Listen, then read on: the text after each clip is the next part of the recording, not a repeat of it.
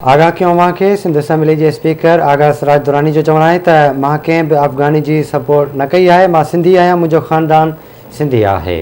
तव्हांखे अपडेट कंदा हलूं। ब्रेकिंग न्यूज़ आहे। आगा सराज दुरानी जो चवणु आहे त आउं सिंधी आहियां, मुंहिंजो ख़ानदान सिंधी आहे, मुंहिंजो जीअण मरण सिंध सां आहे। हज़ारे सिंधियुनि खे बिना ज़ात पात बिना फ़र्क़ जे रोज़गार ॾेई सिंध धरती ॼावनि बेसाह जी ख़िदमत कई आहे। मकानी चूंडुनि खां पोइ ज़िले अंदरि नयूं टाउन कमेटीज़ ठाहींदासीं। अवांखे अपडेट कंदा हलूं। ब्रेकिंग न्यूज़ आहे। सिंध असेंबली जे स्पीकर आगा सराज दुरानी जो चवणु आहे त पीपल्स पार्टी मुल्क जी वाहिद पार्टी आहे जंहिं अवाम खे रोज़गार ॾिनो आहे।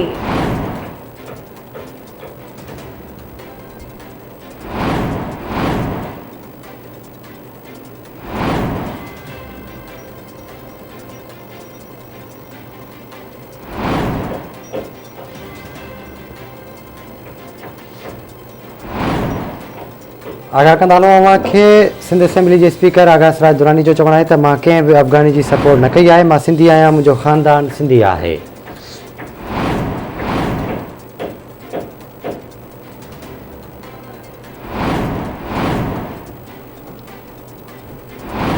तफ़सील मालूम कंदासीं शिकारपुर मां रशीद जामड़ो खां। रशीद, छा तफ़सील आहिनि?